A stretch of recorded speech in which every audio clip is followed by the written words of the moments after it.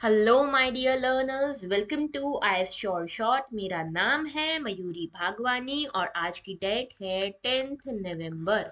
10th नवंबर के जितने भी इम्पोर्टेंट करंट अफेयर्स, जितने भी इम्पोर्टेंट न्यूज़ आज हमारे पेपर में आई है, द हिंदू न्यूज़पेपर में आई है, द इंडियन एक्सप्रेस न्यूज़पेपर में आई है, उन सभी को एनालाइज करेंगे हम आज के इस डेली न्यूज़पेपर एनालिसिस में। तो अगर आप चाहते हो कि आपकी एग्जाम में एटलीस्ट करंट अफेयर्स आपका हाथ ना छोड़े, साथ ना छोड़े, तो आपको भी न्यूज़पेपर का और न्यूज़ एनालिसिस का यानी कि डेली न्यूज़ एनालिसिस का हाथ नहीं छोड़ना है। ओके, तो आगे बात करते हैं। अगर आप हमसे कनेक्ट करना चाहते हैं तो आप इन सभी मीडियम्स के थ्रू हमसे कनेक्ट कर सकते हैं। टेलीग्राम पे हमारा ये चैनल है जिसको आप ज़रूर से ज्वाइन कर लीजिएगा, क्योंकि यहाँ पे हम अपने लेक्चर्स की पीडीएफ पोस्ट करते हैं और जो भी अपडेट्स होती है वो यहीं पे पोस्ट की जाती हैं। साथ में आपको कोई भी दुख दर्द परेशानी हो रिगार्डिंग यूपीएससी तो you can connect with us on mail and Instagram too. साथ में आप चाहो तो हमारी वेबसाइट चेकआउट कर सकते हो। आगे बात करते हैं। सिर्फ 200 दिन बचे हैं आपकी यूपीएससी प्रीलिम्स 2023 में। तो जो लोग भी 2023 की तैयारी कर रहे हैं उनको सच में अब बकअप करने की ज़रूरत है, सारे डिस्ट्रैक्शंस छोड़ने की ज़रूरत है। ठीक है, क्योंकि अगर ये डिस्ट्रैक्शन नहीं छोड़े ना तो पेपर आएगा और हमारा फेस एग्जैक्टली ऐसा ही रहेगा। ओके, तो हम नहीं चाहते वैसा हो, तो अलर्ट हो जाओ। ऑलराइट, आगे बात करते हैं टुडेज पिंच ऑफ पॉजिटिविटी की। तो pinch of positivity says reset, restart and refocus as many times as you need to, just don't quit।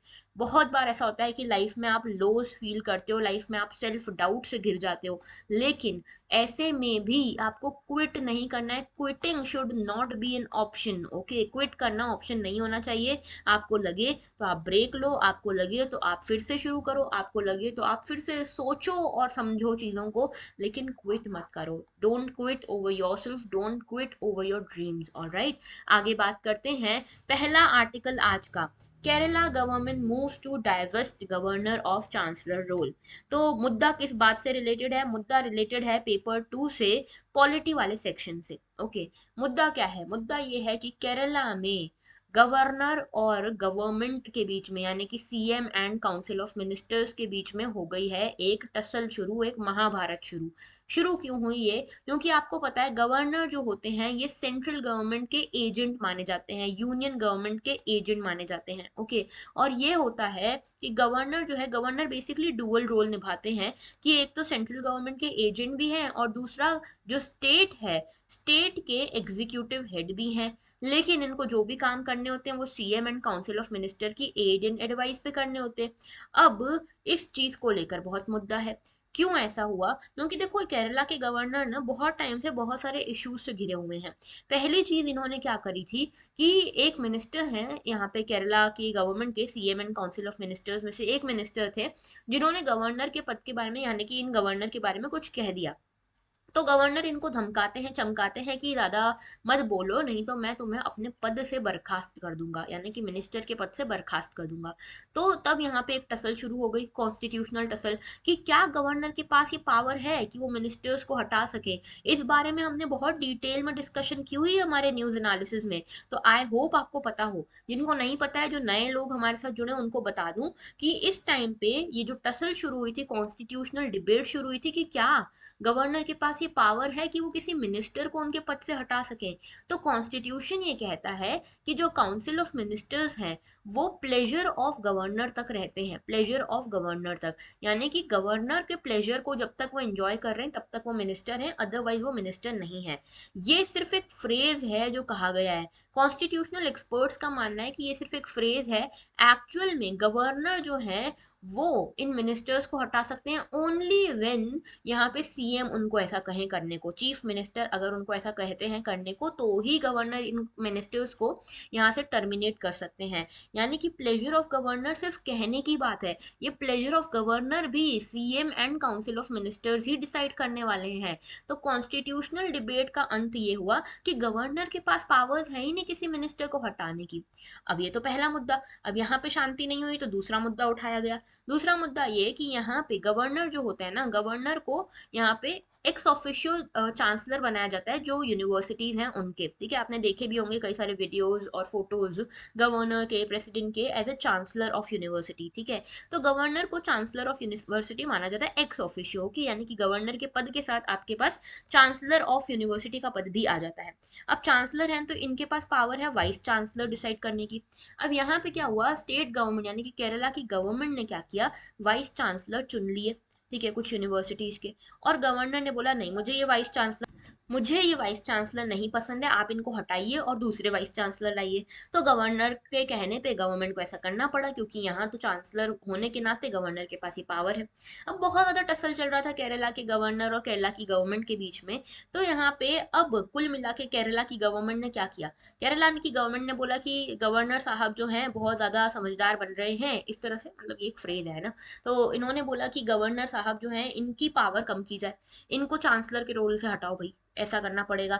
तो इन्होंने क्या किया, केरला की गवर्नमेंट ने क्या किया, एक ऑर्डिनेंस लेकर आ गई केरला की गवर्नमेंट कि जो गवर्नर साहब हैं उनको अभी तक चांसलर की पावर दी हुई थी, इनसे ये चांसलर की पावर छीनो, ठीक है।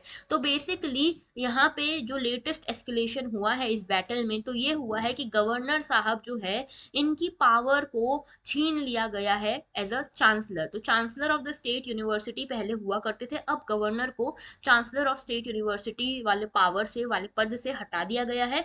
और अब इसके लिए यहाँ पे जो चांसलर वाला पद है उसके लिए किसी रिनोन्ड एकेडमिक एक्सपर्ट को अपॉइंट किया जाएगा। तो renowned academic experts will be appointed as the chancellor of university, says state cabinet. If governor refuses to promulgate an ordinance, the left democratic front government may introduce a bill in the assembly। यानी कि अगर ordinance पे sign करने से governor साहब मना कर देते हैं तो फिर यहाँ पे एक बिल लाई जाएगी, और बिल को फिर यहाँ पे ज्यादा गवर्नर साहब मना नहीं कर पाएंगे, ठीक है। तो यहाँ पे अभी ऑर्डिनेंस निकाल चुके हैं, ऑर्डिनेंस इंट्रोड्यूस कर चुके हैं केरला की गवर्नमेंट वाले, लेकिन अभी पास नहीं हुई है, ठीक है। अच्छा, इसमें केरला की गवर्नमेंट कुछ अपने तर्क भी दे रही है। केरला की गवर्नमेंट कह रही है कि एक एम पुंची कमीशन आई थी, एम पुंची कमीशन ने कहा था, यहाँ पे 2007 में आई थी कमीशन, और इन्होंने कहा था कि यूनियन गवर्नमेंट जो है, यूनियन गवर्नमेंट ने बेसिकली इनको लेकर आई थी पुंची कमीशन को, सेंट्रल स्टेट रिलेशंस को पढ़ने समझने के लिए। तो पुंची कमीशन ने कहा था कि स्टेट गवर्नमेंट जो हैं उनको गवर्नर को बहुत ज्यादा बर्डन नहीं देना चाहिए, बहुत ज्यादा ये जो वाइस चांसलर, चांसलर की पावर्स हैं वो सब नहीं देनी चाहिए, चांसलर के रोल से गवर्नर को मुक्त कर देना चाहिए, वो ऑलरेडी बहुत बर्डन है, ठीक है।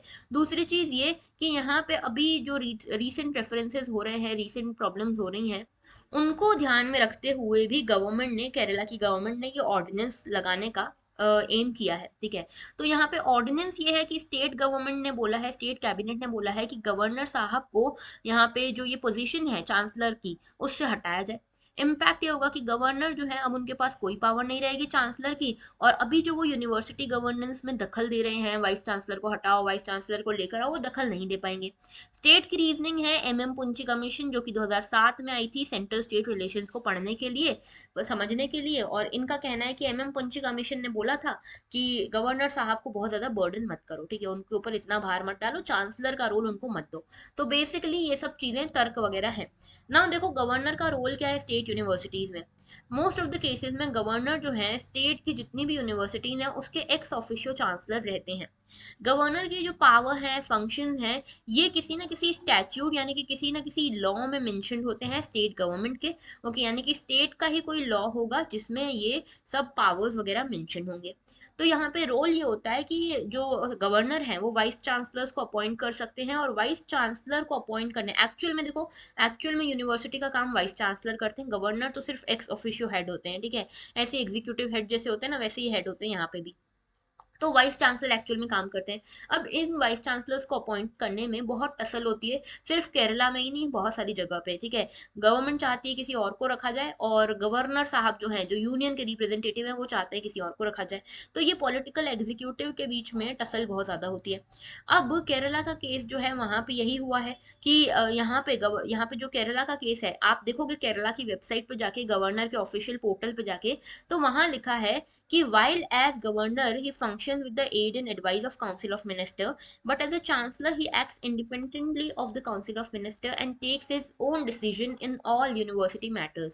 तो केरला के, पर्टिकुलरली केरला के केस में पोर्टल पे ये लिखा हुआ है कि केरला के जो गवर्नर हैं वो यहाँ पे जब गवर्नर के पद के ऊपर हैं तो उनको एड एंड एडवाइस करेगी काउंसिल ऑफ मिनिस्टर्स, लेकिन जब केरला के गवर्नर यहाँ पे चांसलर के रूप में है किसी भी यूनिवर्सिटी के, तो यहाँ पे वो इंडिपेंडेंट होंगे, अपनी मनमर्जी के मुताबिक वो यहाँ पे वाइस चांसलर्स को चुन पाएंगे, सब कर पाएंगे।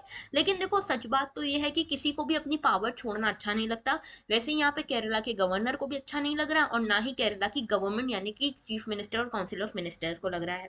ठीक है, अच्छा जैसे देखो राजस्थान की बात करें तो राजस्थान में उल्टा लिखा हुआ है। राजस्थान में लिखा हुआ है कि गवर्नर जो है वो वाइस चांसलर को अपॉइंट करेंगे, लेकिन ये भी एड एंड एडवाइस पे करेंगे गवर्नमेंट की। ठीक है, यानी कि काउंसिल ऑफ मिनिस्टर जो एड एंड एडवाइस देगी राजस्थान के गवर्नर को, उसी हिसाब से वो अपॉइंट कर पाएंगे वाइस चांसलर को। तो हर स्टेट का अलग अलग यहाँ पे लॉ कहता है। Okay, alright. सेंट्रल यूनिवर्सिटीज की बात करें तो सेंट्रल यूनिवर्सिटी एक्ट है 2009 का, जिसमें ये कहा गया है कि प्रेसिडेंट जो है वो विजिटर रहेंगे सेंट्रल यूनिवर्सिटी के। ओके, और चांसलर्स जो हैं वो प्रेसिडेंट ही अपॉइंट करेंगे, ठीक है, एज अ विजिटर। इसके अलावा जो प्रेसिडेंट है वो और कुछ नहीं है, टिट्यूलर हेड है, यानी कि सिर्फ जो होता है ना कहने मात्र के लिए हेड है, ठीक है, सिंबॉलिक हेड है, एक्चुअल की पावर्स चांसलर्स के पास होंगी। ओके, इसके अलावा वाइस चांसलर्स भी अपॉइंट किए जाएंगे जो भी विजिटर्स ही होंगे, ठीक है, जो यूनियन गवर्नमेंट अपॉइंट करेगी। और यहाँ पे प्रेसिडेंट के पास ये पावर होगी कि इंस्पेक्शन करा सकते हैं अकेडमिक या नॉन अकेडमिक फ्रंट्स पे यूनिवर्सिटी में। ऑलराइट, गवर्नर की कुछ और प्रोविजंस के बारे में देख लेते हैं, कॉन्स्टिट्यूशनल प्रोविजंस के बारे में। तो आर्टिकल 153 बहुत ज्यादा इंपॉर्टेंट है, याद रखना। 153 कहता है कि हर स्टेट के लिए एक गवर्नर होना चाहिए, हो सकता है एक ही गवर्नर हो दो या दो से ज्यादा स्टेट्स के लिए भी। ठीक है, ये जो गवर्नर है इसको अपॉइंट करेंगे कौन? President on the aid and advice of central government. Okay, governor के डुअल रोल रहेंगे, पहला रोल रहेगा as a constitutional head of the state, ठीक है, यानी कि कॉन्स्टिट्यूशनल हेड रहेंगे स्टेट के, और यहाँ पे जो भी काउंसिल ऑफ मिनिस्टर्स कहेगी उस स्टेट की वही काम करेंगे। दूसरा, ये एक लिंक भी है between central government and state government. Okay, उसके अलावा आर्टिकल 157 और 158 में इनकी एलिजिबिलिटी क्राइटेरिया के बारे में बताया हुआ है। गवर्नर के बारे में जो पावर्स हैं पार्डन देने की, रिप्रीव करने की, वो 161 में मिलती हैं। आर्टिकल 163 में दिया हुआ है कि गवर्नर जो है काउंसिल ऑफ मिनिस्टर सीएम वगैरह के एड एंड एडवाइस पर ही काम करेंगे, कुछ उनको डिस्क्रिशन दिया गया है उस काम को छोड़कर, यानी कि डिस्क्रिशन वाले कामों में अपना इंडिपेंडेंट डिसीजन वो ले सकते हैं, लेकिन मेजोरिटी ऑफ द केसेस में काउंसिल ऑफ मिनिस्टर की एड एंड एडवाइस पर ही काम करेंगे। ठीक है, आर्टिकल 164 कहता है कि गवर्नर अपॉइंट करेंगे चीफ मिनिस्टर एंड मिनिस्टर्स को। गवर्नर जो है वो असेंट दे सकते हैं, विदहोल्ड कर सकते हैं असेंट को, और रिजर्व कर सकते हैं बिल को प्रेसिडेंट के लिए लेजिस्लेटिव असेंबली की। ठीक है, आर्टिकल 200 में ये दिया हुआ है। एंड आर्टिकल 213 कहता है कि गवर्नर ऑर्डिनेंसेस को प्रोमलगेट कर सकते हैं कुछ सर्कमस्टेंसेज में। तो अभी देखो सेंट्रल जो केरला की गवर्नमेंट है वो ऑर्डिनेंस ला रही है, तो इस ऑर्डिनेंस को किसके अंदर रखा जाएगा? आर्टिकल 213 के अंतर्गत। याद रखना, आर्टिकल 200 में असेंट देना, असेंट नहीं देना बिल को, ये सब चीजें रखी जाती है। ओके, तो ये आर्टिकल्स बहुत ज्यादा इंपॉर्टेंट है इस बार की UPSC mains as well as prelims के लिए। इस बार आप एक क्वेश्चन बिल्कुल एक्सपेक्ट कर सकते हो on the office of governor. ठीक है, क्योंकि बहुत ज्यादा इश्यूज में बहुत ज्यादा चर्चा में रहे हैं गवर्नर के पद। ओके, आगे बात करते हैं। Next issue is about central devices new guidelines for TV channels. Okay, तो देखो यहाँ पे टीवी चैनल्स को लेकर सेंट्रल गवर्नमेंट यानी कि ministry of information and broadcasting ने कुछ नई गाइडलाइंस निकाली है। इसमें कुछ मेजर चेंजेस किए गए हैं, तो पेपर 2 से आप कनेक्ट कर सकते हो गवर्नमेंट पॉलिसीज से। ओके, तो यूनियन कैबिनेट जो है उन्होंने नई गाइडलाइंस को अप्रूव कर दिया है अपलिंकिंग एंड डाउनलिंकिंग को लेकर, यानी कि जो अपलिंकिंग है यानी कि कैसे यहाँ पे सोर्स से डाटा आएगा और डाटा फिर कैसे कंज्यूमर्स तक यानी कि आम जनता तक जा रहा है, ये दो लिंक्स होती है, अपलिंक एंड डाउनलिंक। ओके, तो यहाँ पे इन दोनों टाइम्स के लिए, दोनों एरियाज के लिए कुछ गाइडलाइंस आई हैं। जैसे कि पहली गाइडलाइन ये है कि ऑल स्टेशन होल्डिंग परमिशन, जितने भी स्टेशन ऐसे हैं, जितने भी चैनल्स ऐसे हैं जिनके पास परमिशन है, ठीक है, वो सभी अपने ब्रॉडकास्ट करेंगे अपने कंटेंट को। ठीक है, और इस कंटेंट में कम से कम 30 मिनट उनको देने पड़ेंगे कि किसी सोशली रेलेवेंट, नेशनली रेलेवेंट कोई टॉपिक उठाया जाए, जैसे कि ये लिटरेसी से रिलेटेड कोई टॉपिक उठाया जाए, एजुकेशन से related, agriculture, health, family welfare, women empowerment, science in tech, society में वीकर सेक्शन का एम्पावरमेंट हो गया, एनवायरमेंट हो गया, कल्चर हो गया, इंटीग्रेशन हो गया नेशनल, ये कुछ मुद्दे दिए गए हैं 8 8 टॉपिक्स लिस्ट डाउन किए गए हैं कि ये 8 टॉपिक्स हम आपको दे रहे हैं। जितने भी चैनल्स हैं जिनको हमारी साइट से लाइसेंस मिला हुआ है, परमिशन मिली हुई है, उन सभी चैनल्स को कम से कम अपने पूरे दिन में 30 मिनट्स का टाइम देना पड़ेगा इन मुद्दों को टेलीकास्ट करने के लिए। ठीक है, अब इस मुद्दे पे आप कुछ भी टेलीकास्ट कीजिए, सीरियल टेलीकास्ट कीजिए, कोई डॉक्यूमेंट्री टेलीकास्ट कीजिए, लेकिन ये 30 मिनट का समय आपको इस टेलीकास्ट के लिए देना पड़ेगा। ठीक है, कोई ऐसा मुद्दा जो नेशनली इंपॉर्टेंट है, सोशली इंपॉर्टेंट है। ओके, इसके अलावा कुछ और भी चीजें कही गई है। यहाँ पे ये कहा गया है कि जो न्यूज चैनल्स हैं उनको ये चीज नहीं करनी पड़ेगी, क्योंकि न्यूज चैनल्स में ये चीज फिजिबल नहीं होती है। ठीक है, इसके अलावा ये भी चीज कही गई है कि लास्ट देखो, लास्ट जो गाइडलाइन आई थी वो 2011 में आई थी, अब उसके बाद अब आई है 2011 के बाद। इसमें यह भी कहा गया है कि जो लिमिटेड लाइबिलिटी पार्टनरशिप वाली फर्म्स हैं उनको परमिशन लेने का जो इशू हुआ करता था उसको थोड़ा सा इजी कर दिया गया है। अब आपको बार बार परमिशन लेने की जरूरत नहीं, बस एक बार रजिस्टर करवा दो। ठीक है, इसके अलावा ये भी कहा गया है कि यहाँ पे अगर आपको लाइव टेलीकास्ट करना है तो लाइव टेलीकास्ट के लिए परमिशन लेनी पड़ती थी, अब लाइव टेलीकास्ट के लिए आपको अलग अलग फॉर्म में परमिशन नहीं लेनी है, बस एक बार रजिस्टर करा दो, पहले से बता दो, पहले से प्रायर इन्फॉर्मेशन दे दो। That is all that is needed to be done. इसके अलावा इसके अलावा ये कहा गया है कि अगर आपको अपने चैनल को चेंज करना है, मोड ऑफ ट्रांसमिशन यानी कि स्टैंडर्ड डेफिनेशन से आपको एचडी में जाना है, हाई डेफिनेशन में जाना है, या फिर उल्टा करना है, तो इसके लिए भी आपको कोई परमिशन वगैरह की ज़्यादा ज़रूरत पड़ेगी नहीं। ठीक है, पहले परमिशन की ज़रूरत लगती थी। ऑलराइट, इसके अलावा ये बेसिकली कोशिश की जा रही है कि इंडिया को एक टेलीपोर्ट हब बनाया जाए, यानी कि इंडिया में जो टेलीविजन के चैनल्स हैं वो आराम से ईज ऑफ डूइंग बिजनेस के साथ काम कर सकें, कोई ज़्यादा दिक्कत ना आए। ठीक है, सिंप्लीफिकेशन हो जाए चीज़ों का। तो ये हो जाता है तो हमारा इंडिया जो है वो टेलीपोर्ट हब बन जाएगा, और इसी की कोशिश करी जा रही है। ओके, तो यहाँ पे देखो कई सारी चीज़ें यहाँ पे मैं आपको बता चुकी हूँ, वही चीज़ें एडवांटेजेस में बताई गई हैं कि ईज ऑफ कंप्लायंस हो जाएगा। क्यों? क्योंकि लाइव टेलीकास्ट के लिए आपको परमिशन नहीं लेनी है, एसडी से एचडी जाने के लिए आपको परमिशन नहीं लेनी है, लैंग्वेज चेंज करने के लिए आपको अलग से परमिशन नहीं लेनी है, कोई इमरजेंसी का केस है तो कोई कंपनी है या एलएलपी यानी कि लिमिटेड पार्टनरशिप है, तो उस केस में भी आपको सिक्योरिटी क्लियरेंस को लेकर ज्यादा नाटक नहीं है। ठीक है, यहाँ पे बिजनेस डिसीजन मेकिंग जो है वो इनेबल कर दिया गया है। इसके अलावा जो न्यूज गैदरिंग इक्विपमेंट है, ठीक है, इनमें ऑप्टिकल फाइबर हो गया, बैक हो गया, ये सब जो है इनको यूज करने के लिए आपको अलग से परमिशन की जरूरत नहीं लगेगी। तो ये बात करी हमने ईज ऑफ कंप्लायंस की। इसके अलावा ईज ऑफ डूइंग बिजनेस भी बढ़ा है। ठीक है, इन गाइडलाइंस के कारण। कैसे बढ़ा है ईज ऑफ डूइंग बिजनेस? तो देखो, पहली चीज तो ये कि स्पेसिफिक टाइमलाइंस को प्रपोज किया गया है एलएलपीज के लिए कि अगर परमिशन वगैरह लेनी हो, ठीक है, अगर कोई न्यूज एजेंसी है उसको परमिशन मिल सकती है 5 साल के पीरियड के लिए एक बार में ही। ठीक है, यहाँ पे हम अपना टेलीपोर्ट हब बनाना चाह रहे हैं इंडिया को, और यहाँ पे जो पॉसिबिलिटी है ट्रांसफर ऑफ टीवी चैनल्स की, टेलीपोर्ट्स की, वो भी थोड़ी सी ईज कर दी गई है, परमिसिबल कर दी गई है। ठीक है, इसके अलावा सिंप्लीफिकेशन और रैशनलाइजेशन कर दिया गया है गाइडलाइंस का।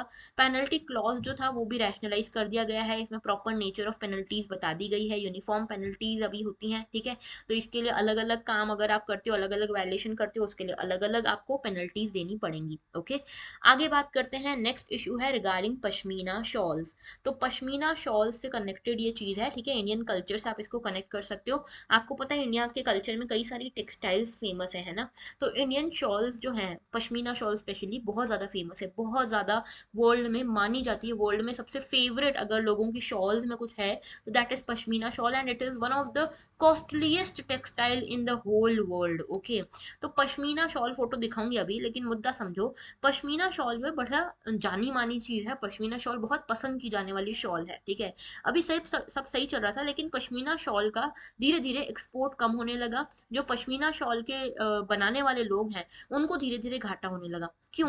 क्योंकि यहाँ पे जो कस्टम ऑफिशियल हैं उनको ऐसा लगता है कि पश्मीना शॉल में धांधली हो रही है, पश्मीना शॉल में शहतूश शहतूश गार्ड हेयर लगाए जा रहे हैं। ठीक है, और इसके चक्कर में यहाँ पे ये, क्योंकि ये मिसअंडरस्टैंडिंग है या सही है ये तो हम देखेंगे, लेकिन पश्मीना शॉल के जो मेकर्स हैं, प्रोड्यूसर्स हैं, उनका कहना है कि कस्टम वाले हमको बोलते हैं कि पश्मीना शॉल में आपने शहतूश गार्ड हेयर लगाए हैं जो कि इलीगल है, और इसीलिए ये जो चीज है, ये जो पश्मीना शॉल है उसको एक्सपोर्ट नहीं करने दे रहे। अब आर्टिशंस कह रहे हैं कि भाई ऐसा नहीं है, हम ऐसा कभी नहीं कर रहे, लेकिन कस्टम वाले कह रहे हैं कि आप कर रहे हो। ठीक है, तो मुद्दा क्या है समझते हैं।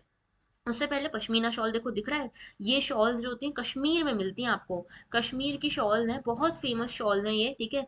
और ये पश्मीना इनको कहा जाता है। पश्मीना एक तरह का वूल होता है जो कश्मीर में बनता है, ठीक है। तो फाइन टाइप ऑफ कश्मीर वूल होता है। यहाँ जो टेक्सटाइल्स बनती हैं वो पहले कश्मीर में वूवन वूवन होती हैं, ठीक है, कश्मीर में बनाई जाती है।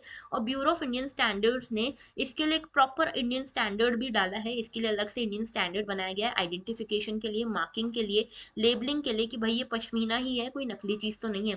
तो इस तरह की शॉल आपने देखी होगी, शायद आपके पास होगी भी, तो ये पश्मीना शॉल होती है, ओके। अब देखो पश्मीना के बारे में और भी कुछ चीजें देख लो। पश्मीना वर्ड जो है ये पश्म वर्ड से आता है, जिसका मतलब होता है सॉफ्ट गोल्ड, ओके। अब ये जो है ये कश्मीर में एनिमल फाइबर से बनता है। कश्मीर में एक एनिमल मिलता है, गोट होती है लद्दाख में, चंगथंगी, ठीक है। इस चंगथंगी गोट का जो फाइबर है, जो फर है, वो निकाल के पश्मीना शॉल बनाई जाती है, ठीक है। ये इंडिजीनियस है हाई एल्टीट्यूड रीजन में। तो लेह लद्दाख में ही ये गोट मिलती है, जम्मू कश्मीर में ही ये गोट मिलती है, वहां से पश्मीना वूल जो है वो निकाला जाता है। ये जो है वार्मथ के लिए जाना जाता है, ये वूल लाइट वेट होता है, सॉफ्ट होता है, और इसमें डाई अब्जॉर्बिंग प्रॉपर्टी होती है, ठीक है। ये Guinness book of world record में डाला गया था कि पश्मीना जो है, पश्मीना क्लॉथ जो है, ये वर्ल्ड का सबसे महंगा, सबसे कॉस्टलीस्ट क्लॉथ है, ओके।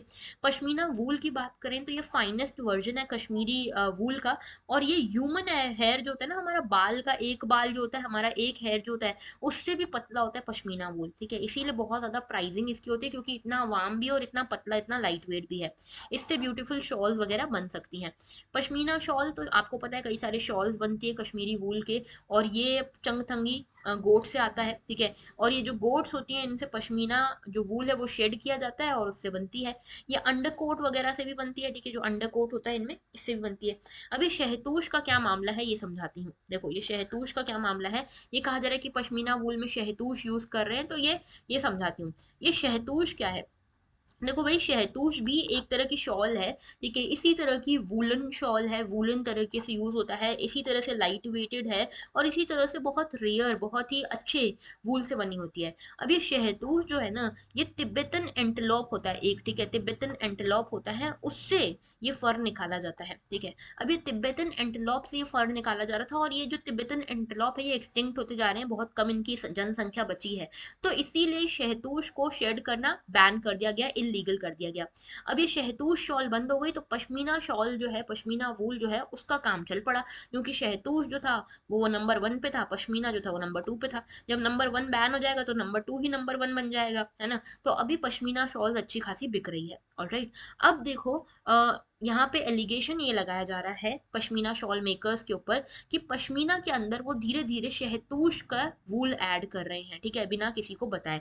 तो यहाँ पे देखो पश्मीना शॉल्स जो हैं, उनके ट्रेडर्स को ये कंप्लेन आ रही है कि यहाँ पे गलत टेस्टिंग मेथड, इनके ट्रेडर्स बेसिकली ये कंप्लेन कर रहे हैं कि गलत टेस्टिंग मेथड्स के थ्रू जो कस्टम ऑफिशियल हैं वो इस हमारी पश्मीना शॉल को चेक कर रहे हैं, और इस गलत टेस्टिंग मेथड के चक्कर में वो हमारे ऊपर आरोप लगा रहे हैं कि आपने शहतूश हेयर इसमें यूज किए हैं इस पश्मीना शॉल में, जो कि तिब्बतन एंटेलोप से आते हैं। तो पश्मीना के बारे में तो मैंने आपको बता दिया कि ये माउंटेन गोट में आपको मिलती है, चंगथंग प्लेट्यू में मिलती है, ठीक है, चंगथंग गोट होती है, वहां से आपको ये पश्मीना शॉल मिलती है, और यहाँ पे ये कॉटेज इंडस्ट्री के फॉर्म में डेवलप होती है। काफी सारे कश्मीर के लोगों को जो एम्प्लॉयमेंट मिलती है यहीं से मिलती है। लोकल स्किल्ड विलेजर्स होते हैं जो पश्मीना शॉल बनाते हैं, ठीक है। दूसरी साइड पे है शहतूश। शहतूश एक फाइन अंडरकोट फाइबर होता है जो कि तिब्बतन एंटेलोप से मिलता है। तिब्बतन एंटेलोप, एंटेलोप का मतलब होता है हिरण, ठीक है। तो तिब्बतन एंटेलोप से मिलता है, जिसका नाम है चूरू। चीरू चीरू चीरू जो है ये तिब्बतन एंटेलोप है, जिससे हम ये शहतूश निकालते हैं, ठीक है। और ये शहतूश जो है, ये निकालने के लिए चीरू को पकड़ना पड़ेगा। अब ये चीरू जो है ये तिब्बत में मिलता है, चंगथंग प्लेट्यू पे, ओके। अब ये जो है बहुत ज्यादा स्मूथ, बहुत ज्यादा वार्म काइंड ऑफ शॉल होती है शहतूश की, और बहुत एक्सपेंसिव होती हैं, ठीक है। तो यहाँ पे क्या हो रहा था कि ये शहतूश जो है, शहतूश निकालने के लिए ये चीरू को पकड़ना पड़ेगा, चीरू यानी कि तिब्बतन एंटलोप को। अब इस चक्कर में क्या हो रहा था, इनकी पॉपुलेशन बहुत डिक्लाइन हो रही थी। तो साइट्स जो है, convention of international trade and endangered species, ये जो साइट्स है इन्होंने बोला कि तिब्बतन एंटलोप को हम यहाँ पे लिस्ट डाउन कर रहे हैं, और शहतूश जो शॉल है उनको बैन कर रहे हैं, इनकी ट्रेडिंग वगैरह पे बैन लगा रहे हैं। 1979 1999 में ही बैन लग गया था, ठीक है। अब यहाँ पे एक मुद्दा यह है कि आप शहतूश में और पश्मीना में ज्यादा डिफरेंस फाइंड आउट नहीं कर सकते अनटिल एंड अनलेस आप इसका काम करते हो। तो इन दोनों के बीच में डिफरेंस फाइंड आउट करना बहुत डिफिकल्ट है, क्योंकि इनकी दिखने में क्वालिटी एक जैसी होती है, फिजिकल प्रॉपर्टीज एक जैसी, तो डिफरेंशिएट करना बहुत डिफिकल्ट है। तो यहाँ पे कस्टम ऑफिशियल जो है उनका कहना है कि हम यहाँ पे टेस्टिंग कर रहे हैं, और टेस्टिंग करने पे हमको पता चल रहा है कि पश्मीना शॉल में शहतूश वूल का यूज किया गया है, और शहतूश यूज करना तो गलत है, ठीक है, शहतूश यूज करना तो इलीगल है, तो इसीलिए इसका एक्सपोर्ट नहीं हो पा रहा। अब यहाँ पे जो मेकर्स हैं पश्मीना हॉल के, वो शॉल के, वो कह रहे हैं कि भाई ऐसा हमने कुछ भी नहीं किया, आप गलत मेथड यूज कर रहे हो, गलत मेथड के थ्रू आप हमको फंसा रहे हो, ठीक है, तो इनका ये कहना है। अब दोनों के बीच में झड़प हुई है, और यहाँ पे बेसिकली इस चक्कर में पश्मीना शॉल वाले जो एक्सपोर्टर्स हैं उनको बड़ा नुकसान हो रहा है, ठीक है, क्योंकि इनका कहना है गलत आप टेस्टिंग मेथड लगा रहे हो, उस चक्कर में हमारी सीबीआई, ईडी सब लोग हमारे यहाँ छापे मार रहे हैं। अब इंडिया जो है, इंडिया में कुल मिला के वर्ल्ड का 1% ही पश्मीना मिलता है वूल, ठीक है, लेकिन इंडिया का पश्मीना वूल जो है वर्ल्ड का सबसे बेस्ट पश्मीना वूल माना जाता है। ओके, ऑल राइट, चलो अब आगे बढ़ते हैं नेक्स्ट इशू की तरफ, जो कि है तुषार मेहता के बारे में। तुषार मेहता जो कि हमारे अटॉर्नी जनरल भी हैं, ये जा रहे हैं यूएनएचआरसी में इंडिया को लीड करने, इंडिया की डेलीगेशन को लीड करने। अब यूएनएचआरसी क्या है? United nation human right council है ये, ठीक है, इसमें जा रहे हैं ये हमारे डेलीगेशन को लीड करने। इसको आप पेपर 3 से कनेक्ट कर सकते हो, क्योंकि ये जो है हमारा सिक्योरिटी से भी रिलेटेड मुद्दा है, ठीक है, और दूसरा इसको मोस्टली जीएस पेपर 2 से कनेक्ट कर सकते हो, आईआर वाले टॉपिक से, ठीक है, आईआर से ज्यादा कनेक्ट होगा ये। ऑलराइट, आगे बात करते हैं। तो देखो, ह्यूमन राइट काउंसिल की बात कर रहे हैं, सिर्फ इतना सा पता होना चाहिए कि इंटर गवर्नमेंटल पैनल है। इसमें क्वेश्चन आप ऐसे एक्सपेक्ट कर सकते हो यूपीएससी प्रीलिम्स में, कि आपको बोला जाएगा कि यूएनएचआरसी जो है ये एक नॉन गवर्नमेंटल पैनल है। आपको पता होना चाहिए कि नॉन गवर्नमेंटल नहीं, इंटर गवर्नमेंटल है, और यूएन सिस्टम के अंतर्गत आती है। काम इसका है कि ह्यूमन राइट वायलेशन अगर कहीं हो रहा है तो उसको प्रोटेक्ट करना, प्रिवेंट करना, ठीक है, ह्यूमन राइट्स को प्रोटेक्ट करना।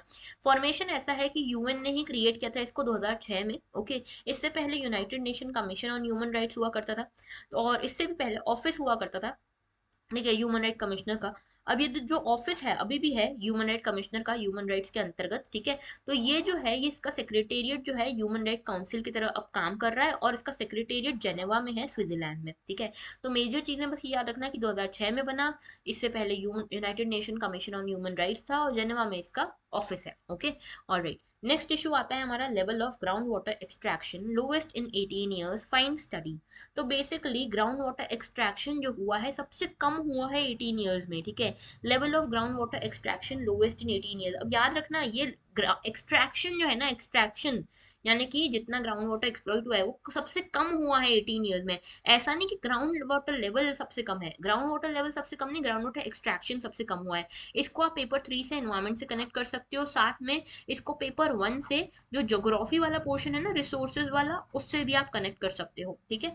तो यहाँ पे टोटल ग्राउंड वाटर रिचार्ज जो हुआ है, तो ये ground water recharge 437 billion cubic metres हुआ है, जबकि एक्सट्रैक्शन ओनली 239 मीटर्स हुआ है। ये कौन कह रहा है? मिनिस्ट्री ऑफ वाटर रिसोर्स कह रहा है। ओके, तो ग्राउंड वाटर एक्सट्रैक्शन 18 साल में सबसे कम जो ग्राउंड वाटर एक्सट्रैक्शन हुआ है वो इस साल हुआ है, ये कह रहा है मिनिस्ट्री ऑफ वाटर रिसोर्सेज, यानी कि सेंट्रल ग्राउंड वाटर बोर्ड। अब ये सेंट्रल ग्राउंड वाटर बोर्ड क्या है इसके बारे में मैं बताऊंगी। ओके, तो रिचार्ज ज्यादा हुआ है इस बार, ठीक है, और एक्सट्रैक्शन जो है वो कम हुआ है। ये एक अच्छी न्यूज है हमारे लिए, ठीक है, क्योंकि यूजुअली ऐसा देखने को मिलता नहीं है। ज्यादातर क्या होता है, एक्सट्रैक्शन ज्यादा होता है, रिचार्ज कम होता है। तो इस बार ऐसा हुआ है कि एक्सट्रैक्शन ज्यादा कम हुआ है और रिचार्ज ज्यादा हुआ है। इसका रीजन क्या है? रीजन ये है कि एक तो यहाँ पे जो कैनाल्स हैं, कैनाल्स में सीपेज जो हो रहा है ग्राउंड में वो ज्यादा हुआ होगा। इसके अलावा इरिगेशन वाटर जो है वो रिटर्न फ्लो भी हुआ है उसका। इसके अलावा वाटर बॉडीज भी रिचार्ज हुई हैं, ठीक है, बारिश के कारण। टैंक्स भी रिचार्ज हुए हैं वाटर कंजर्वेशन के कारण, रेन वाटर हार्वेस्टिंग जैसी चीजों के कारण। तो यहाँ पे ग्राउंड वाटर जो है अच्छा खासा रिचार्ज हुआ है, ठीक है। तो ये बस एक इंपॉर्टेंट डाटा है जो कि हमारे लिए एक अचीवमेंट है मिनिस्ट्री ऑफ वाटर रिसोर्स के हिसाब से, कि भाई पहली बार ऐसा हुआ है 18 सालों में कि एक्सट्रैक्शन जो है वो कम हुआ है, डिक्लाइन हुआ है, ठीक है, तो एक्सट्रैक्शन डिक्लाइन हुआ है पिछले सालों से। ऑलराइट। तो अब देखो ग्राउंड वाटर की बात कर रहे हैं, तो ग्राउंड वाटर यूज कैसा होता है, 89% जो वाटर है ग्राउंड वाटर वो इरिगेशन के लिए यूज किया जाता है। देखो इस तरह के पाए चार्ट्स आप बहुत अच्छी तरीके से डिपिक्ट कर सकते हो अपने मेंस के आंसर्स में, तो इनको अगर चाहो तो कहीं नोट कर लेना। ओके, तो इरिगेशन के लिए 89%, 9% हिस्सा जो है ग्राउंड वाटर का वो यूज किया जाता है डोमेस्टिक पर्पज के लिए, यानी कि हाउस होल्ड पर्पज, घर का कुछ काम है उसमें, किचन वगैरह में। और 2% यूज किया जाता है ग्राउंड वाटर को इंडस्ट्रियल यूज के लिए। ओके, अगर अर्थ के वाटर की बात करें, very very very important diagram for prelims as well as mains. अब देखो ये पूरा इंडिया, पूरे अर्थ पे कितना वाटर है वो पूरा इसमें डिपिक्ट किया गया इस फर्स्ट वाले ब्लॉक में। तो टोटल ग्लोबल वाटर है ये, ठीक है, जिसमें से ओशंस में 96.5% है और बाकी सलाइन वाटर है 0.9%। तो ये पूरा जो ग्रीन वाला है ये सॉल्ट वाटर आप देख सकते हो, ये ओशन वाटर है, ठीक है। ये जो हल्का सा पिंक वाला है ये सलाइन वाटर है, और जो ये ब्लू वाला है ये फ्रेश वाटर है। फ्रेश वाटर हमारे पूरी दुनिया में, पूरे वर्ल्ड में जितना भी वाटर है उसका सिर्फ 2.5% फ्रेश वाटर है। अभी फ्रेश वाटर की बात करें तो इसमें ग्लेशियर्स में आप देखोगे 68% वाटर जो है वो ग्लेशियर्स में है। ग्राउंड वाटर लगभग 30% है, और सरफेस वाटर जो रिवर्स वगैरह में, लेक्स वगैरह में, वो सिर्फ 1.2% है। अगर सरफेस वाटर की बात करूं तो सरफेस वाटर में सबसे ज्यादा वाटर जो है वो परमाफ्रॉस्ट और ग्राउंड आइज में है, ठीक है। उसके अलावा लेक्स में है। उसके बाद आती है सॉइल की बारी, उसके बाद आती है यहाँ पे स्वैम्स की बारी, और उसके बाद आती है रिवर्स की, और उसके बाद आता है कहीं एटमॉस्फेयर, ठीक है। तो यहाँ पे इतना ज्यादा डिफरेंस है। तो आप देख रहे हो ये बहुत इंपॉर्टेंट है, ठीक है। इसको आप जरा अच्छे से नोट कर लेना, इसको जरा अच्छे से रिमाइंड कर लेना, अपने आप को रिमेम्बर करवा लेना, क्योंकि इसके ऊपर क्वेश्चन आ सकता है। आपसे बोला जा सकता है कि सबसे ज्यादा पानी कहाँ पे कहाँ पे कहाँ पे है, इस तरह से। Okay, all right. Central ground water board की बात करें तो ये मिनिस्ट्री ऑफ वाटर रिसोर्सेज के अंदर आता है। नेशनल एपेक्स बोर्ड है, नेशनल एपेक्स एजेंसी है, किस चीज के लिए, वाटर के मैनेजमेंट के लिए, एक्सप्लोरेशन के लिए, मॉनिटरिंग के लिए। और कौन से वाटर की, ग्राउंड वाटर के। ओके, 1970 में बनाई गई थी। ओके, और इसके बाद ये बाद में मर्ज की गई थी, और अब जाके अलग से सेंट्रल ग्राउंड वाटर बोर्ड में आती है ये, ठीक है। ओके, आगे बात करते हैं डी वाई चंद्रचूड के बारे में। डी वाई चंद्रचूड जो है वो, उनको 50th chief justice of India बनाया गया है। जीएस पेपर 2 पॉलिटी से आप इनको कनेक्ट कर सकते हो। तो डी वाई चंद्रचूड जो है ये नए सीजीआई बने हैं, 50th सीजीआई हमारे देश के बने हैं, ठीक है। और इन्होंने कई सारे लैंडमार्क जजमेंट भी दिए, बताऊंगी। पूरा नाम है जस्टिस धनंजय यशवंत चंद्रचूड़, और इनका जो है 50th चीफ जस्टिस बनने हैं। और इनका जो स्वर्निंग इन, यानी कि इनकी जो यहाँ पे पद इनको दिया गया है, अपॉइंट जो किया है वो गया है, वो प्रेसिडेंट के द्वारा किया गया है, द्रौपदी मुर्मू जी के द्वारा। ओके, राष्ट्रपति भवन में इनका ये इनॉग्रेट, ये जो पोस्टिंग हुई है ये हुई है, ठीक है। इनको ये स्वॉन इन किया गया है। और चीफ जस्टिस जो चंद्रचूड़ हैं, उनको आप ऐसे वो ऐसा कहते हैं कि जो डिसेंट है, इनका ऐसा मानना है कि डिसेंट जो है that is a safety valve of democracy. देखो ये जो वर्ड है ना, ये जो फ्रेजेस हैं, इसको अपने मेंस में यूज करोगे ना, बहुत अच्छा इंपैक्ट आएगा, ठीक है। तो सेफ्टी वॉल्व ऑफ डेमोक्रेसी कहा जाता है डिसेंट को, बाय डीवाई चंद्रचूड़। ये कहते हैं कि अगर कोई व्यक्ति अपनी बात रख रहा है, वो आपसे ओपिनियन में अग्री नहीं करता, अपनी बात रख रहा है, अपना डिसेंट रख रहा है, तो ये एक अच्छी बात है, क्योंकि डेमोक्रेसी में इस तरह का सेफ्टी वॉल्व होना जरूरी है। नहीं तो क्या होगा, हर कोई अपने अंदर भर जाएगा और एक दिन फट जाएगा, डेमोक्रेसी फट जाएगी, ठीक है। इसीलिए ये डिसेंट बहुत इंपॉर्टेंट है। इन्होंने कई सारे इंपॉर्टेंट जजमेंट दिए। अयोध्या लैंड डिस्प्यूट का जजमेंट हो गया, के एस पुट्टास्वामी केस जिसमें राइट टू प्राइवेसी की बात की गई थी। इसके अलावा जो सेक्शन 377 स्क्रैप डाउन करने का था, होमोसेक्सुअलिटी अलाउ करने का, उसमें इनका योगदान था। आधार कार्ड की वैलिडिटी, सबरीमाला का इशू, इन सभी में इनका जो है कंट्रीब्यूशन रहा है। साथ में ये जो है पहले सीनियर एडवोकेट थे, और उससे फिर धीरे धीरे आगे बढ़कर आए हैं। ओके, ऑलराइट, आगे बात करते हैं। तो चीफ जस्टिस के अपॉइंटमेंट की बात कर लेते हैं। चीफ जस्टिस को कैसे अपॉइंट किया जाता है, तो देखो चीफ जस्टिस को जो है सुप्रीम कोर्ट के जजेस जो है, सुप्रीम कोर्ट के जजेस को और चीफ जस्टिस को अपॉइंट करते हैं प्रेसिडेंट। यहाँ पे आर्टिकल 124 क्लॉज 2 में। 1950 से 1973 तक प्रेसिडेंट जो है, गवर्नमेंट जो है अपने हिसाब से जो चीफ जस्टिस ऑफ इंडिया है उसको अपॉइंट कर रही थी। सीनियर मोस्ट जज को ही ऐसा अपॉइंट किया जाता था सीजीआई के फॉर्म में। लेकिन 2 बार ऐसा हुआ जब ये कन्वेंशन जो है वो टूटा, 1973 और 1977 में। 1973 में ए एन राय को अपॉइंट किया गया, ठीक है, 3 जजेस को, 3 सीनियर जजेस को सुपरसीड करते हुए। और देन 1977 में एम यू बेग को अपॉइंट किया गया, ठीक है, जो उस टाइम पे सीनियर मोस्ट जज थे, उनको सुपरसीड करते हुए। तो ये गलत हो रहा था, ठीक है। इस टाइम पे ऐसा माना जा रहा था कि बेसिकली जो जुडिशरी है उसको अपने हिसाब से चलाने की कोशिश कर रहा है कौन, गवर्नमेंट यानी कि एग्जीक्यूटिव। एग्जीक्यूटिव ऐसा चाह रहा था, ऐसा ऐसे एलिगेशन लगते हैं कि उस टाइम पे एग्जीक्यूटिव ये चाह रहा था कि जुडिशरी उनके हिसाब से फैसले दे, उनके हिसाब से जस्टिस करे, ठीक है। और जो जजेस ऐसा नहीं करते थे उनका जो ये सीनियर मोस्ट होने के बाद भी उनको जो सीजीआई पद मिलना चाहिए था वो नहीं मिल रहा था, तो गवर्नमेंट अपनी मनमर्जी चला रही थी। तो इससे सुप्रीम कोर्ट ने बोला कि ऐसा नहीं चलेगा। सुप्रीम कोर्ट ने सेकंड जज केस में कहा कि जितने भी सीनियर मोस्ट जजेस हैं या सीजीआई है, इन सबको चुनने की, इनको अपॉइंट करने की जिम्मेदारी हमारे सुप्रीम कोर्ट के जजेस की होगी। तो सुप्रीम कोर्ट ने एक कॉलेजियम बना लिया, और ये कॉलेजियम है जो अपॉइंट करता है। कॉलेजियम जो है बेसिकली रिकमेंड करता है कि कौन सीजीआई बनेगा, कौन अलग जज आएगा हमारे कोर्ट में, तो ये सब रिकमेंडेशन कॉलेजियम करता है, और कॉलेजियम की बात अब प्रेसिडेंट को माननी ही पड़ती है, ठीक है। तो प्रेसिडेंट जो है वो अपॉइंट जरूर करते हैं, लेकिन प्रेसिडेंट की मर्जी या गवर्नर की मर्जी से, गवर्नमेंट की मर्जी से ये सब नहीं होता। ये सब होता है कॉलेजियम की मर्जी से, जिसमें सुप्रीम कोर्ट के ही सीनियर मोस्ट जजेस होते हैं। ओके, और आज की डेट में अगर आप बोलोगे सीजीआई कौन बनता है, तो जो भी सीनियर मोस्ट जज होता है high court, sorry supreme court का जो भी सीनियर मोस्ट जज होता है, ठीक है। तो डीवाई चंद्रचूड़ जी जो है वो सबसे सीनियर मोस्ट जज थे। तो यूयू ललित जी के जाने के बाद, यूयू ललित जी का बहुत छोटा सा टेन्योर था, ठीक है, इनके जाने के बाद अब डीवाई चंद्रचूड़ यहाँ पे बने हैं, और इनका 2 साल का टेन्योर होने वाला है। अब आप बोलोगे टेन्योर में इतना डिफरेंस क्यों? टेन्योर में डिफरेंस क्यों, इसीलिए क्योंकि 65 ईयर्स तक ही जो जज हैं, वो सीनियर मोस्ट जज जो हैं वो सीजीआई बन के रह सकते हैं। तो इनका 65 ईयर एज हो गई जल्दी, इनकी अभी होने बाकी है, 2 साल बच्चे हैं, ठीक है। तो यहाँ पे ये इसीलिए इंपॉर्टेंट है। ओके, अच्छा, ये पहला ऐसा फादर सन डुओ होने वाला है जो हमारी जुडिशरी को हेड कर रहा है। इनके फादर डीवाई चंद्रचूड़ जी के फादर वाई वी चंद्रचूड़ जी भी हमारे जुडिशरी को हेड कर चुके हैं, यानी कि हमारे जो सीजीआई हैं वो रह चुके हैं वाई वी चंद्रचूड़ जी भी, ठीक है। तो ये इंपॉर्टेंट था। ऑलराइट, आगे बात करते हैं। देखो ये तो बेसिकली क्रोनोलॉजी बताई गई है, ये पुराना है लेकिन आप चाहो तो देख सकते हो इसको, ठीक है। आगे बात करते हैं, ईडब्ल्यूएस जजमेंट की बात कर लेते हैं, ठीक है। ये शशि थरूर जी ने एक आर्टिकल लिखा है, जीएस पेपर 2 गवर्नेंस से कनेक्ट कर सकते हो, पॉलिटी से कनेक्ट कर सकते हो, जुडिशरी से कनेक्ट कर सकते हो इस पर्टिकुलर टॉपिक को। तो बेसिकली जो शशि थरूर जी हैं उनका कहना ये है कि अभी ईडब्ल्यूएस के ऊपर यहाँ पे एक जजमेंट आया। ईडब्ल्यूएस सभी को पता है ना, ईडब्ल्यूएस नहीं पता तो बता देती हूँ। देखो ईडब्ल्यूएस क्या है, इकोनॉमिकली वीकर सेक्शन का एक कोटा है। 10% रिजर्वेशन दिया गया उन लोगों को जो जनरल कैटेगरी से बिलोंग करते हैं लेकिन इकोनॉमिकली वीकर है। तो इसमें क्या हुआ, सिटीजन ये 103rd अमेंडमेंट आया 2019 में। आर्टिकल 15 आर्टिकल 16 में चेंजेस किए गए, क्लॉज 6 ऐड हुआ दोनों में, और बोला गया कि इकोनॉमिक रिजर्वेशन मिलेगा जॉब्स में, एडमिशन में, ठीक है, ईडब्ल्यूएस सेक्टर को। अभी तक क्या हो रहा था, एससी एसटी ओबीसी को ही मिलता था ये रिजर्वेशन, अब ईडब्ल्यूएस कैटेगरी को भी मिलेगा, और ये कितना होगा, 10%, ठीक है। तो 50% रिजर्वेशन बनता था एससी एसटी ओबीसी का, और 10% ईडब्ल्यूएस का, ओके। और सेंटर स्टेट दोनों ही ईडब्ल्यूएस के लिए अपने अपने क्राइटेरिया डिसाइड कर सकती है, ओके। अच्छा, अब इसमें जो है, जो नया वर्डिक्ट आया, अभी क्या हो रहा था कि ईडब्ल्यूएस के ऊपर बहुत यहाँ पे कॉन्ट्राडिक्शन चल रहा था, बहुत कॉन्फ्लिक्ट चल रहा था कि क्या ये कॉन्स्टिट्यूशनली वैलिड है, नहीं है। तो मेजोरिटी व्यू जो आया, ठीक है, यानी कि वर्डिक्ट क्या आया कि हाँ भाई वैलिड है, कॉन्स्टिट्यूशनली वैलिड है। इसमें मेजोरिटी व्यू ये आया कि भाई 103rd constitutional amendment basic structure के अगेंस्ट नहीं जाता है, किसी भी तरह की इक्वालिटी को या बेसिक स्ट्रक्चर को वायलेट नहीं करता है। रिजर्वेशन है तो रिजर्वेशन एडिशन हुआ है, ओके, और ये एक अफर्मेटिव एक्शन है जो किसी भी बैकवर्ड क्लास के अगेंस्ट हो सकता है।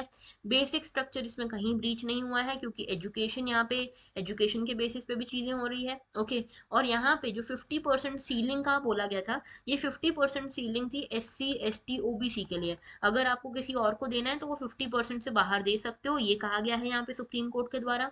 इसके अलावा इंदिरा साहनी जजमेंट के बारे में बताया था मैंने आप लोगों को। इंदिरा साहनी जजमेंट आया था 1992 में, जिसमें ये कहा गया कि सीलिंग जो है वो 50% होनी चाहिए रिजर्वेशन की, लेकिन यहाँ पे कमीशन ने बोला, जो सुप्रीम कोर्ट है उन्होंने बोला ऐसा कुछ यहाँ पे अप्लाई नहीं होगा। इसके साथ जो schedule caste, schedule tribe, backward classes हैं, उनके लिए ऑलरेडी स्पेशल प्रोविजन है। तो एक सेपरेट कैटेगरी अगर हमने बना दी ईडब्ल्यूएस के लिए जो जनरल कैटेगरी से हैं, उनके लिए तो कोई बड़ी बात नहीं है। माइनॉरिटी का कहना है कि भाई ऐसे तो रिजर्वेशन को हर कोई यूज करेगा, ऐसे तो हर कोई आएगा कि हमको रिजर्वेशन दो दो, हमको रिजर्वेशन दे दो, तो आप जो प्री एग्जिस्टिंग इनजस्टिस है उसको कैसे ठीक करोगे, ठीक है। 50% लिमिट जो है वो ब्रीच हुई है माइनॉरिटी व्यू के हिसाब से, और यहाँ पे कंपार्टमेंटलाइजेशन वगैरह भी हो रहा है, तो इक्वालिटी ब्रीच हो रही है, यहाँ पे बेसिक स्ट्रक्चर ब्रीच हो रहा है, ये कह रहे हैं माइनॉरिटी व्यू। तो मानी जाएगी मेजोरिटी की, और मेजोरिटी कह रही है कि ये जो 103rd कॉन्स्टिट्यूशनल अमेंडमेंट है ईडब्ल्यूएस सेक्टर को रिजर्वेशन देने का, इसमें कुछ गलत नहीं, कॉन्स्टिट्यूशनली वैलिड ये है। ओके, तो ये तो हो गई बात बेसिक्स की। नाउ आते हैं हम आर्टिकल के ऊपर। आर्टिकल में शशि थरूर जी कहते हैं कि ये जो ईडब्ल्यूएस के ऊपर जजमेंट आया है, इससे कई सारी डिबेट्स ओपन हो गई हैं, ठीक है, कि भाई ये सही है गलत है, बहुत सारी डिबेट्स ओपन हो गई हैं। लेकिन इसमें हमको 6-7 साल पहले एक और यहाँ पे जजमेंट आया था 2015 में, जिसमें ओबीसी कैटेगरी के ऊपर एक क्लेम किया गया, जो यहाँ पे यहाँ पे देखो यूपीए की गवर्नमेंट थी उस टाइम पे, और यहाँ पे ये क्लेम किया गया कि जाट जो है उनको ओबीसी में डाला जाए। तो सुप्रीम कोर्ट ने मना कर दिया कि ऐसा नहीं होगा। सुप्रीम कोर्ट ने बोला कि जाट्स को ओबीसी में नहीं डाला जाएगा। क्यों?